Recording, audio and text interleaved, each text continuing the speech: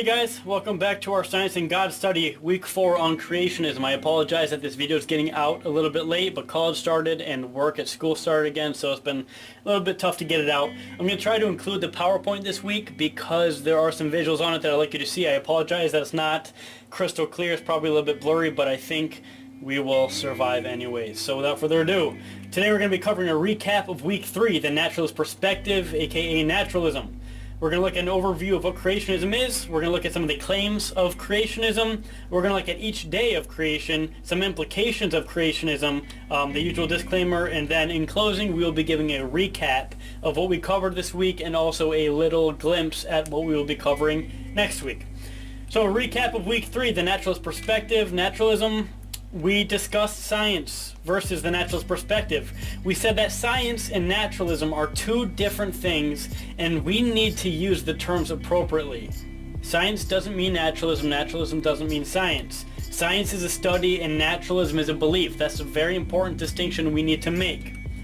We discussed what naturalism is. It is a belief system that claims that the universe and life itself is the result of billions of years of natural processes alone. There are different theories and different types of naturalism, but we focused on the most common and relevant claims and beliefs for the purpose of our study. So different naturalists might make slightly different claims, but we're going to look at the two big guys on the block, which are Big Bang Theory and the theory of evolution as points of focus for the naturalist. We looked at some assumptions that are made in order to support evolution in the Big Bang Theory, some assumptions that these two theories really heavily rely on. The one assumption being that the Earth in the universe is billions of years old and essentially it came from nothing. These are two very important assumptions that are made. We did not discuss any issues with these claims. We just simply presented what these claims say is true. So an overview of creationism. Creationism by definition is the belief that the universe and living organisms originate from specific acts of divine creation, as in the biblical account, rather than by natural processes alone, such as evolution, according to the Oxford Dictionary. The doctrine that matter and all things were created substantially as they now exist by an omnipotent creator and not gradually evolved or developed. Creationist is a term used to describe people who hold the belief that the universe was created by a supernatural being. Although there are other belief systems, both monotheistic and polytheistic, that claim that the universe was created by a supernatural being or a god, the term creationist is used exclusively to describe those who believe in the creation account as described in the Bible in Genesis. So some claims of creationism. Creationism claims that the account given in the Bible in Genesis is the literal description of the literal process by which God created the universe in its entirety. And we underlined the word literal because the book of Genesis is not one of the poetic books of the Bible. It is literal. It's literal. So when it says 6 days, it literally means 6 24-hour periods that make up 6 days. It's not a figurative 6 days that actually lasted millions and millions and millions of years, but it's a literal 6 days. Genesis was written by Moses in 1450 to 1410 BC. Genesis claims that God created the universe and the living things that inhabit the earth in a very specific order over the course of 6 days, and this order will become very important later on. After the 6th day, God was finished creating the universe. The word finished being underlined to stress the fact that when God was done making it, it was finished. God wasn't done making it and then he let it undergo millions or billions of years of evolution. When God finished it, he finished it. And that is what Scripture says specifically. We need to take a look at each of the 6 days in Genesis chapter 1 and discuss what is said to have been created on each day. Again, we are still presenting the two primary worldviews, naturalism and creationism, and not yet getting into evidences that support or disprove either worldview. We're just presenting the two primary worldviews at this time.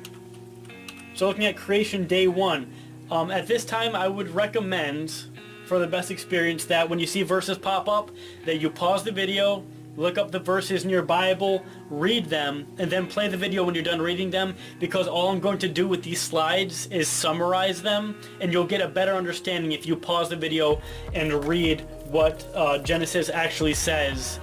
So every time a verse pops up, when we get to day 2, day 3, day 4, day 5, day 6, day 7, I recommend that when the verse pops up that you pause it, read the verses, and then play it again. Whether or not you do that, it's up to you. I think it'll be beneficial if you do, but obviously I can't make you. So I'm just going to summarize. So Genesis chapter 1, verses 1 through 5. In these verses, God created, in day 1, God created the heavens and the earth. It said the earth was formless and empty, and darkness was over the surface of the deep water, and that the Spirit of God was moving across the water. So you've got this extremely dark, pitch black, gigantic ball of ocean, essentially, is what we have. And then God said, let there be light. So he allowed for there to be light that surrounded this giant ball of ocean. And then God separated the light, day, from darkness, which he called night. That's creation day 1. Creation day 2, again, pause if you would like. Genesis chapter 1, verses 6 through 8 says that a vault was created and named sky, and that this vault separated water from water. And when you read that, it sounds a little bit confusing, but what it's referring to is the first water being the giant ball of ocean that the earth was at this time, from the water that is in the atmosphere in the form of clouds and precipitation. So we know that clouds are made of water, so the sky separates the earth from the clouds. Creation day 3, Genesis chapter 1, verses 9 through 13. On this day, God created dry ground. In the midst of this gigantic ball of ocean, God created land. And then that land divided into bodies of water, which are called sea. God created vegetation, seed-bearing plants and trees that produce fruit according to their various kinds. According to their various kinds is a phrase that we're gonna hear and see a lot, and it's a very important phrase because it's not as simple as, you know, God made a tree and now we have a tree, or God made trees and now we have trees. When we look at according to their various kinds, we have to look a little bit deeper and realize the magnitude that we're talking about. So I've got some numbers up here to let us put into perspective what's really going on during this creation account. That's not just God made a tree and now we have a tree. There are approximately 391,000 species of plants. That doesn't just mean 391,000 different plants. It means different species, different families, different family groups. That's a gigantic number. 20,000 species of these plants are edible. Fewer than 20 of those species provide an enormous 90% of our food. So God created all of these different types of plants that come in different sizes, that produce different flowers, that have different purposes in the environment around them, that bear different fruit, that bear different vegetables, that taste different, that just make the world a more beautiful place and provide healthy, nutritious, vitamin-packed foods that are necessary for the life that will eventually be created on the earth. And God saw that it was good. Creation day 4, Genesis chapter 1, verse 14 through 19. So now God created the sun for the day and the moon for the night, to mark days, years, and sacred times. This is extremely important because what is our calendar based off of? What are our years based off of? They're based off of the Earth's position around the sun. That also marks our seasons. It changes our climate, and it marks the passage of time. You have a birthday based off of where the sun is, where the Earth is in reference to the sun. We count our years from 2017 to 2018 based off of where the Earth is around the sun and how many times it orbits the sun or revolves around the sun. And then sacred times, we've got holidays, and it's all based off of the sun and the Earth revolving around the sun. And sacred times, which was specifically important to the Hebrew people later on, because they had many sacred times like holidays that were all marked by the same thing. The position of the Earth around the sun marked different times. So it's extremely important. And so I have a little calendar view up here that shows that, you know, in September we've got the autumnal equinox, then we've got the winter solstice, December 22nd, and just that these are all marking different seasons, and when it goes all the way around we know that we have a year, and that is just extremely important. And what we'll find out later on is that also where the Earth is in the solar system is exactly perfect to provide for life, but I don't want to get too far ahead of myself. And it separated the light from the darkness. God also made the stars. If you ever look up at the sky on a clear night, you can see these countless number of beautiful stars in the sky that God has made. And God saw what he'd created, and he saw that it was good. On creation day 5, Genesis chapter 1, verse 20 through 23, God created sea creatures, again, according to their kinds. There are over 1 million known species of plants and animal life in the sea. And scientists say that there may be as many as 9 million species that we haven't discovered yet. There are over 1 million known species of plant and animal life in the sea. That is huge. Then God also created birds, again, according to their various kinds. He didn't just make a bird. He didn't just make a fish. He made 1 million different species of, well, plant life and animal life in the sea. Over 1 million. And for birds, there are roughly between 9,000 and 10,000 species of birds in the world. Not just a bird. God made a chicken. No, there are 9,000 to 10,000 different species of birds in the world. Then God blessed them, and he said, "Be fruitful and increase in number, and fill the waters in the seas, and let the birds increase on the earth." And God made these things, and he saw that it was good. So I've included some pictures on some other slides that are really small at the bottom. But when we look at numbers, when we look at things like sea life, and we look at birds, I want to give them their own slides to have a visual that hopefully is impactful, just because of how incredible it is. So this isn't a million different species right here. These are just a few pictures, but it just shows the creativity and the creation of all of these different forms of sea life. I don't even have any plants on here. I've actually only got animals, so you know there's many different types of plants, and they all also have their own colors, have their own functions, and have their own characteristics. But looking at these beautiful pictures, we can see that these animals have different body parts. They move in different ways. They've got different colors to them. And some of them provide food for us.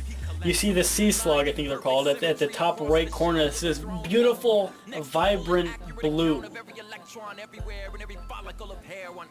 And we see this mighty, fearsome shark on the bottom right corner that's just all muscle and so many rows of just jagged, sharp teeth.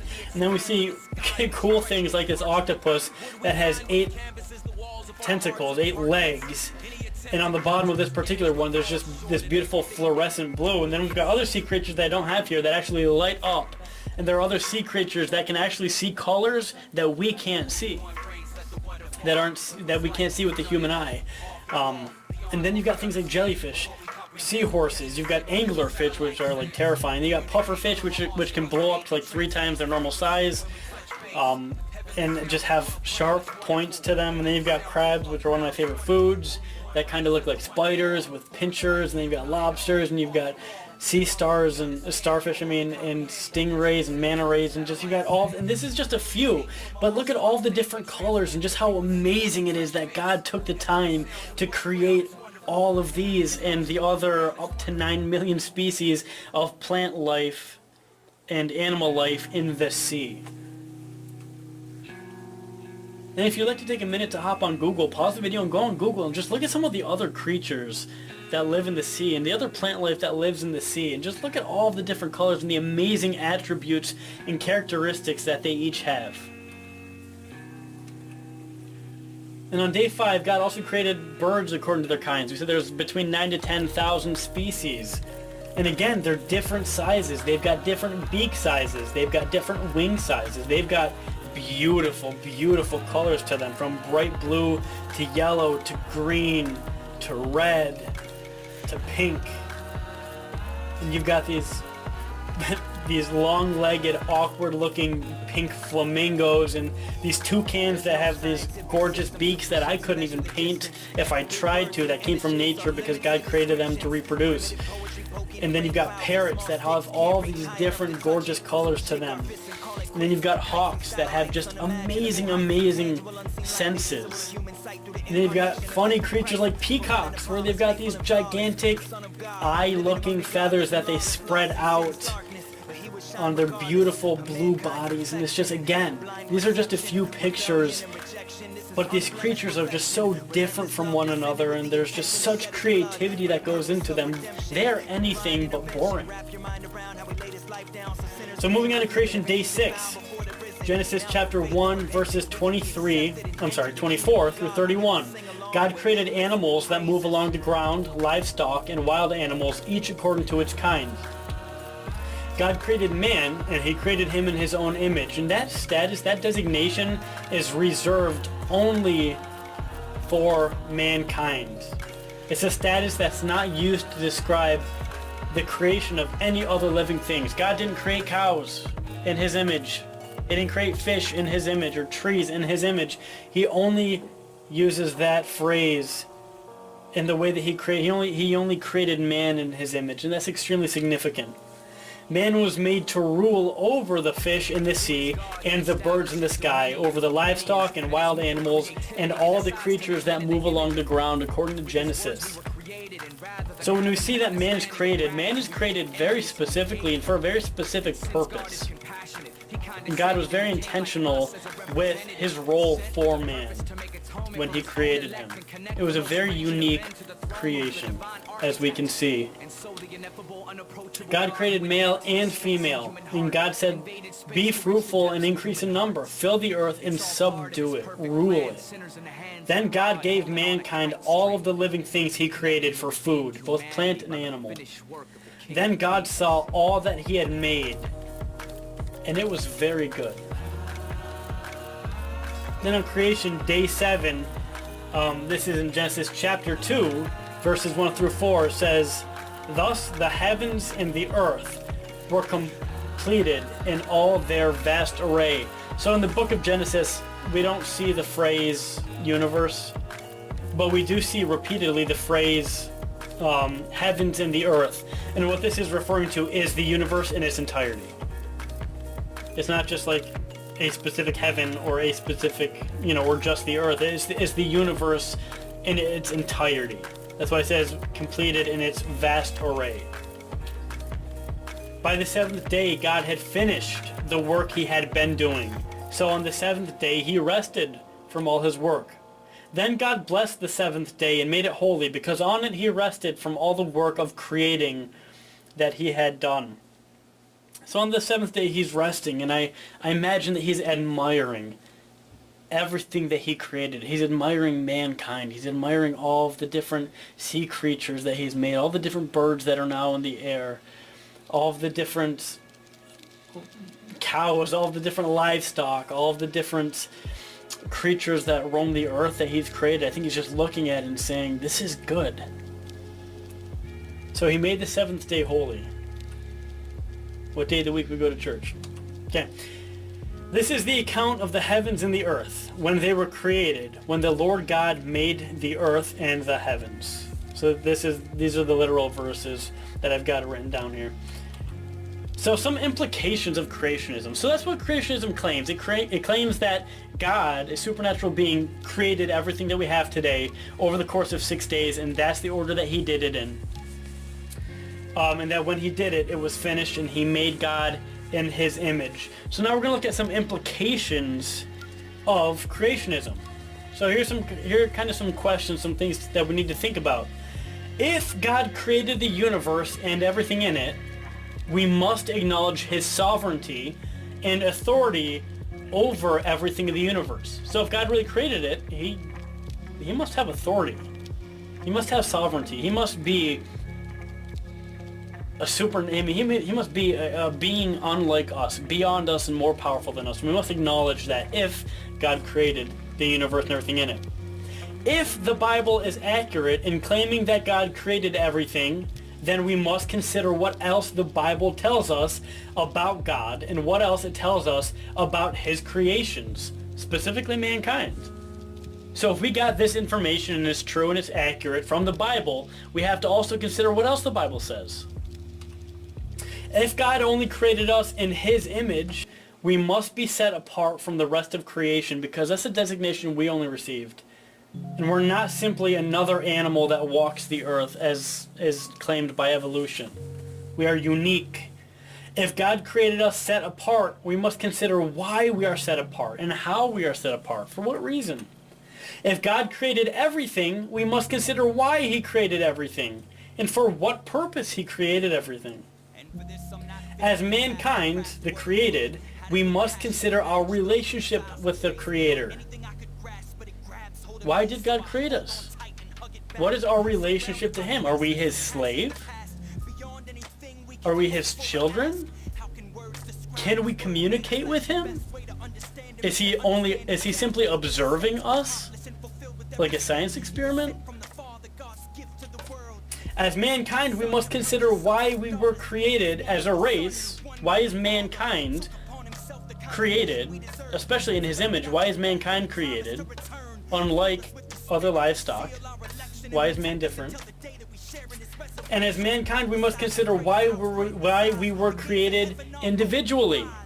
Why was I created? How do I fit in to the whole big picture of God creating everything and then creating mankind and creating mankind in his image and then giving all of his creation essentially for man to rule over? Where do I fit into this? Where do you fit into this? Why did God create you? What is your relationship to him? Do you have a relationship with him? Are you supposed to? Is he just observing your life? So these are some really, really significant implications. This is huge. This isn't, some stuff happened. This has some major implications, and these implications are a real problem spot for a lot of people. A lot of people don't want to be subjected to a higher authority. A lot of people don't want to be subjected to a superior being. People want to be their own creator, so to speak. They want to be their own ruler. So this is a tough concept for people to kind of grasp, even within the church. So my disclaimers, I'm not a scientist, but other people are. We use other people who are credible for our own information, for our own resources, and we use their knowledge. I do not have all the answers, and I'm going to let you know if I don't know. People will come up with questions on a regular basis. There have been some that I've been able to answer. There have been other ones that I say, hey, I don't know. We'll either get to that later on, or you should look it up, or I'll look it up, and we'll spend some time talking about it, because I would love to find out the answer. But I'm not going to try to come up with answers. If I don't have them, I'll let you know straight up. It's not my job to have all the answers, and quite frankly, nobody does. And when you find somebody who knows all the answers, you should probably walk away. So be ready to ask questions. I'm excited and extremely happy at the amount of questions that we get. At least one person has a question every single week, and usually they're really good questions. So continue to have the mindset that says, I'm not just at church today to accept anything that I hear. I need to ask questions, because questions are all over the place, especially in the topics that we're going to be talking about. So be ready to ask questions. And be ready to use YouTube when you're absent. I apologize that this video is getting out late, but it's going to be out now, and I will be recording the other ones hopefully tonight or this week, and they will be posted as well. So whenever you're not there, pop onto YouTube, and if it's not there, then check the following week, or we'll let you know when they're up. So in closing, creationism is the belief that God created all things as is described in Genesis. Creationists believe the world was created in 6 days and that God rested on the seventh. Creationists believe the account in Genesis to be literal in both terms of what is being created and the time span in which it is created. although there is debate. Some people say that they're creationists, but they also say that the 6 days was billions of years. But that is what creationists believe. There are many significant implications to creationism, like we just looked at. They're huge. We must ask, why did God make man? For what purpose did God make man? Somebody said, well, these are kind of the same thing. They're not. These are different. Why did God make man? We could also ask the question, why did God make house? For what purpose did God make man unique? I'm going to add the word unique in there. What else does the Bible, which tells us that God created everything, say about God? What else does the Bible tell us about God? And what else does the Bible say about us being the created being? Next week, we will be discussing some of the prominent disagreements and topics of debate between naturalism and creationism. Thank you guys so much for taking the time to watch this video. I hope you got something out of it. I hope you stick with us for the next presentation of our series. And I hope to see you Sunday. And if I don't, God bless you, and we'll see you soon.